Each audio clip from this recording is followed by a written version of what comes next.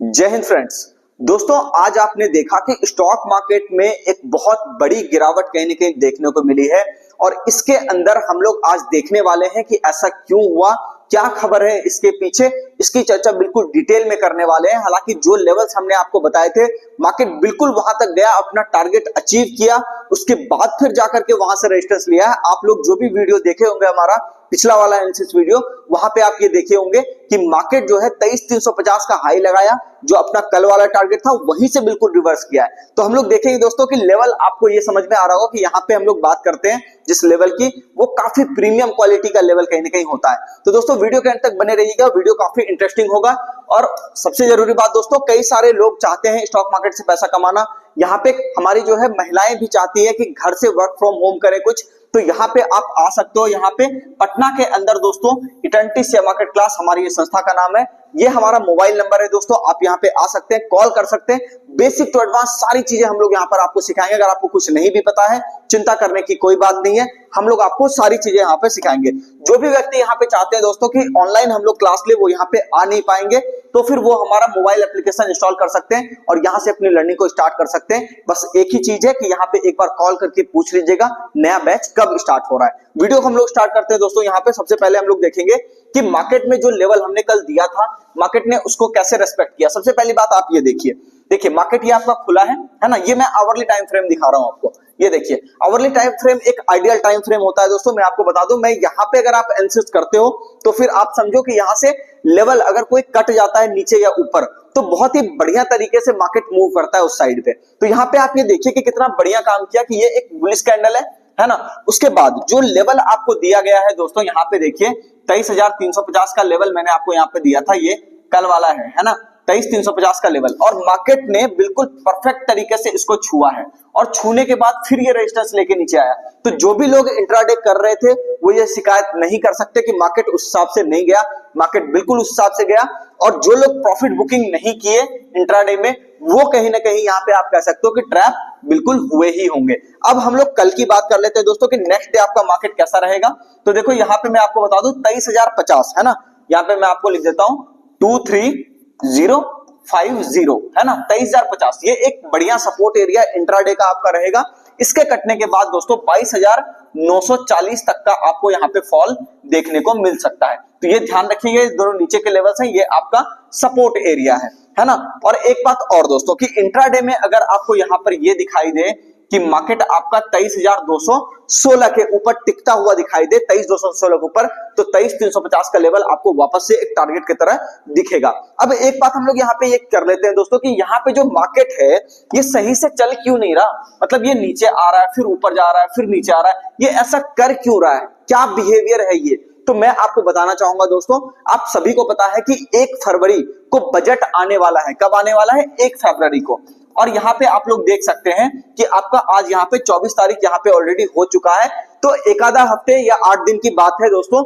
यहाँ पर आप देखोगे कि बजट जब भी आता है तो एक तरह से आप ये कह सकते हो कि गवर्नमेंट एक रोड मैप देती है आपको कि कौन सा सेक्टर आपका जहां पे स्पेंड ज्यादा किया जाएगा, तो उस जगह पे कहीं ना कहीं तेजी आएगी। तो मार्केट उस चीज को देख रहा है, सेंस कर रहा है, ठीक है ना।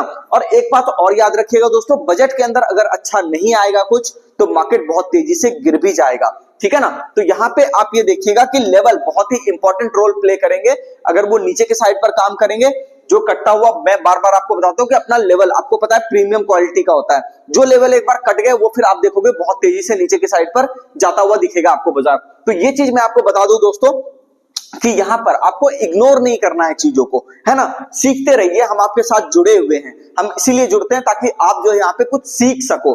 अभी तक आपने देखा होगा कोई भी इंट्राडे का लेवल अपना कटता है तो मार्केट उस हिसाब से रिएक्ट करता है। अगर ऊपर कटेगा तो प्राइस अपना टारगेट देता है, और अगर नीचे कट गया तो फिर वहां से आपको दिखेगा कि अगला जो नीचे का टारगेट है वो आपको देता है प्राइस। तो यहाँ पे इंपॉर्टेंट ये है कि अपने को मार्केट के हिसाब से चलना है, मार्केट के आगे चलने की कोशिश नहीं करनी है, ठीक है ना। चलिए, तो ये दोस्तों अपना व्यू है निफ्टी का, बाकी आप ये देख लीजिए। इसमें मैं तो ऐसा करने वाला हूं, जिस हिसाब से लेवल कटेगा उस हिसाब से मैं कहीं ना कहीं ट्रेड करने वाला हूं। हालांकि एक बात मैं आपको हिदायत दे दूं कि देखिए दोस्तों, ऐसे समय में ना, जैसे अभी कोई बड़ा इवेंट जब आपके नजदीक आ जाए तो आपको वहां पर कहीं ना कहीं ट्रेडिंग को अवॉइड कर देना चाहिए, क्योंकि ठीक है मार्केट ये वॉलेटाइल कर रहा है या जो भी है, उसको जो भी पता है आपको अभी नहीं पता। तो न्यूज बेस्ड ट्रेडिंग करने की यहाँ पे जरूरत नहीं है, वो एक गैम्बलिंग की तरह हो जाएगा। तो तो इसलिए आप अगर वहां पे थोड़ा पैसा बचा करके रखोगे तो खबर आने के बाद आप वहां पे ट्रेड कर सकते हो, कोई दिक्कत वहां पे आपको नहीं आएगी। अब हम लोग बात कर लेते हैं दोस्तों यहाँ पे कि बैंक निफ्टी किस हिसाब से काम किया है ना। तो बैंक निफ्टी के अंदर अगर हम लोग यहाँ पे देखें दोस्तों, तो इस जगह पे आप ये देखिए कि बैंक निफ्टी में कोई खास दिक्कत नहीं हुआ। यहाँ पे आप ये कह सकते हो कि बैंक निफ्टी ने अपना पहला टारगेट अचीव किया और टारगेट अचीव करने के बाद मार्केट वापस से नीचे अपने पिछले सपोर्ट एरिया के आसपास आ गया। अब इसको देखिए थोड़ा सा, पहला टारगेट जो हम लोगों ने कल बात की थी वो यहां पर ये कहा था कि मार्केट आपका 48,890 है ना, ये मैंने आपको बताया था कि 48,890 ये लेवल आपका कहीं ना कहीं आ सकता है। तो मार्केट जो है इंट्राडे में यहाँ पे खुला नीचे की साइड पे, सपोर्ट लिया पिछले वाले कैंडल पे, जिस सपोर्ट पे अभी ये खड़ा है मार्केट 48,350 पे, ये कल वाला सपोर्ट एरिया था।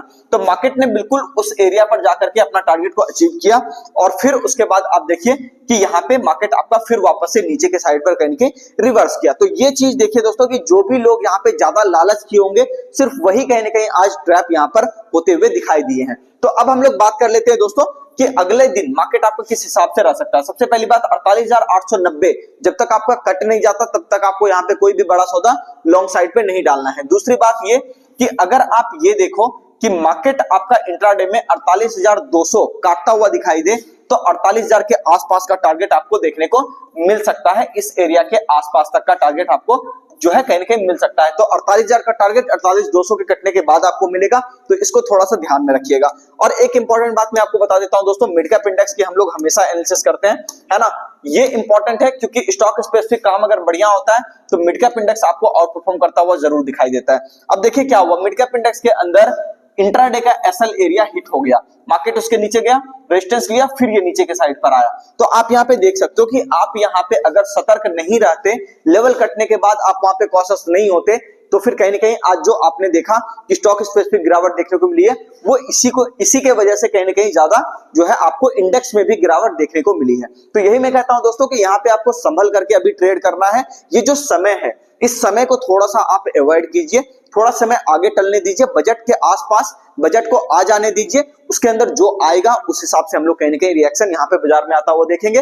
थोड़ा देर से खरीद लेंगे, कोई जल्दबाजी नहीं है। एक बात मैं आपको क्लियर कर दूं, देखिए ध्यान से कि अगर मान लीजिए कि कोई ट्रेंड चल रहा है ना, इसको मैं थोड़ा सा क्लियर कर देता हूं और यहाँ पे आपको समझाने की कोशिश करता हूं। मान लीजिए कि यहाँ से कोई ट्रेंड चल रहा है इस तरह से, ठीक है ना। हम लोग गलती ये करते हैं ना यहाँ पे कि कोशिश करते हैं कि बिल्कुल बॉटम ही पकड़ ले, है ना, या फिर बिल्कुल बॉटम पे सेल हम लोग कर दें।